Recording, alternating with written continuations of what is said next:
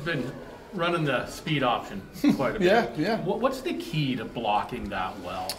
You know, I think there's a lot of things that go into the play, right? And the biggest one is understanding who you're optioning and us dictating who that is, and whether that's by our formation or by the way the defense presents it, and then the way the quarterback handles it. There's some layers to it. So it's on the O-line kind of attacking the defense correctly. It's on the tight end if he's involved and, you know, leaving a guy for the quarterback, and then it's the quarterback kind of getting it to the edge and reading the defender at that point in time. So, you know, it's not something you kind of dabble in. I think Giovanni specifically has done a great job of stretching it and putting that defender in a bind, right? That's what you're trying to do, is you're trying to isolate a person, no different than a RPO, except for now you're just pitching the ball. So, you know, you kind of go back and through the history of football, this is what they were doing, you know, 20, 30 years ago. This is all they had for RPOs. Well, now people are bringing it back. So it's been fun, and the kids have enjoyed it. So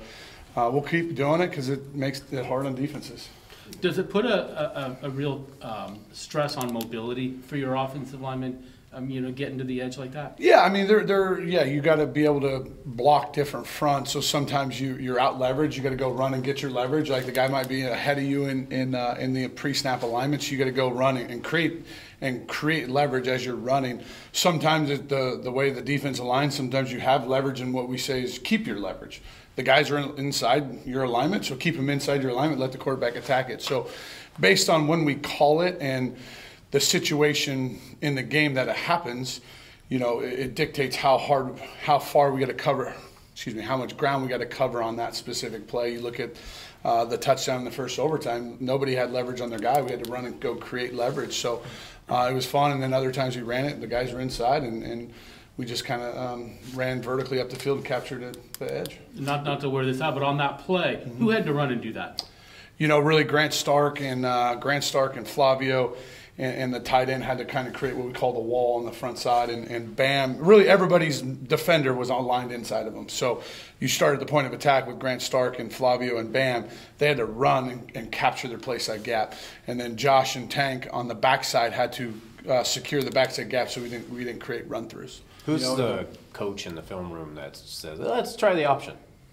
It seemed like you guys busted it out for Purdue, and we hadn't seen it before then. Yeah, I mean, this is something I've done in my past, and it's kind of been with me for a while. So I don't know. I guess I brought it up, but I think other guys have seen it.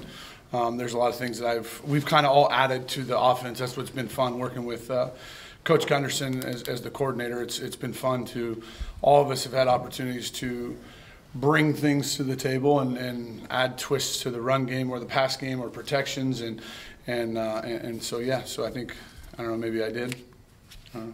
Yeah. Hey, the tight ends have not caught a lot of passes, but how big a role have they played in the running game and just basically their performance in the first 5 games? Yeah, I mean, they've done really a heck of a job. You know, you look at some of the run schemes we've had, you put them at the point of contact, and you're gaining on average, I don't know, 260 yards a game. Like, it's pretty. It's kudos to them, right? It's putting them at the point of contact and running the ball at them, and them sustaining and us having success. So, really proud of all of them. And Coach Boyer's done a good job of, you know, playing a plethora of guys. You know, it's not just the same one or two. You know, we're mixing in a bunch of different guys. So.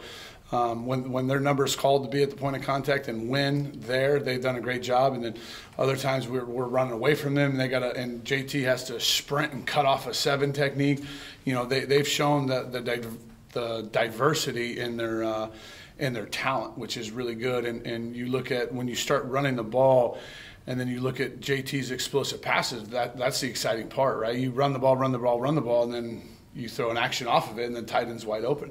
So it's the first time where it's kind of married, but it'll continue to go as long as we continue to run the ball to set those things up. I mean, you know, I think the first big catch was to JT running across the field, which was exciting. I mean, that was exciting for him and the offense, and kind of got us going at that point in the game. You feel like that part of the game might open up a bit more passing to the tight end? Yeah, I mean, just the more you run the ball, you're creating different ways to get the ball into people's hands, whether that's, you know, deep shots to the receivers down the field, or, actions to the tight ends escaping through, because when you're playing teams that allow the tight end to climb to the second level, well, to the defense, it looks like the tight end's going to go block the linebacker. Oh no, he slips the linebacker and gets behind the linebacker at the second level. Or you bring him in motion and he blocks the DN on one play, you bring him in motion and he's going past the DN, or he's sliding behind the defense. So, I think where we do a great job offensively as coaches, and I give it to, Coach Gunderson, Coach Boyer, and Coach Fentz, is they try to marry what we do in the run game. So I present different ways to be creative in the run game, but still have sound runs, and then they take what we do, what we have in the run game, and then, okay, how do we marry pass plays off of it? So it's been fun, and you got to see it kind of come to life against Colorado State, and really specifically with a couple of passes to JT. Reno's defense, their D-line, what's your analysis here on this, Tuesday? Yeah, I got a lot of respect for the way they play. They're going to play hard and physical, and they, what I coin is they're going to play knockoff football. I talked to my guys this week. You got to win the first touch. I mean, they're going to get off the ball. When the ball's snapped, they're getting off the ball and trying to create havoc in the backfield. All right, so if you are late off the snap or you aren't physical at the initial contact, they're going to win.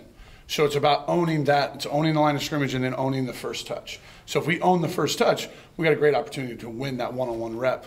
So it's going to be like that all game. They've done I know their record is one thing, but I think they play hard. They fly around. I think the backers do a great job of, they're kind of built to run sideline to sideline and the D-line to create, get vertically up the field and create havoc in the backfield. So hopefully, again, we'll put them in binds and put people in conflict and I'm not going to shy away. We're going to try to run the ball like we've done.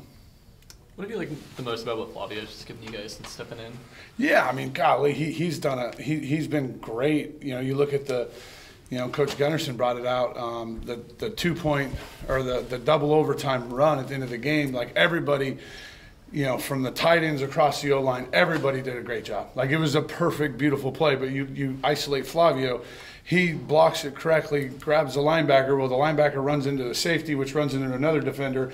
He blocks 3 people on the play. So you look at that and you're excited for him. You're excited for somebody that didn't get the playing time he wanted a year ago and was rotating early, and him and Volton were sharing reps, and he was just kind of keep charging on and getting better every day, and then he's kind of earned himself more playing time, and I'm really proud of him because it's hard to play football.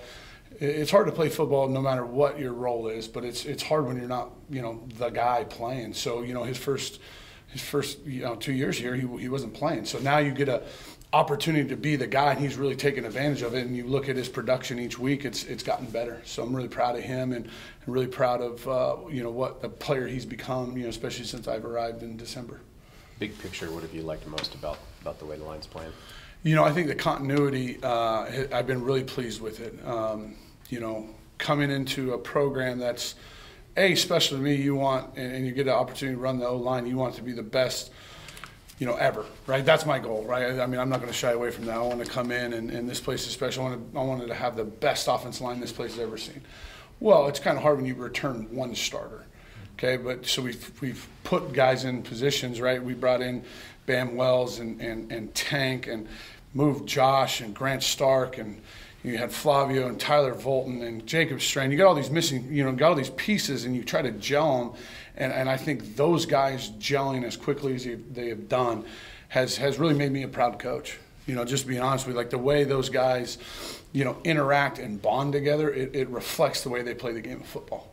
The way an offensive line goes out on Saturdays and plays as a one solid unit reflects how they approach, the meeting room, the lunchroom, the locker room, all those things. It transcends that. So if you see an offensive line that's divided on the field, they're sure as hell divided off the field as well. So really proud of the way they've done that. And then, the running backs have played hard. It's helped us. So Maybe Coach yesterday said that he was expecting to get results on JAM either yesterday afternoon or today. Yeah. Do you have an update on where things stand?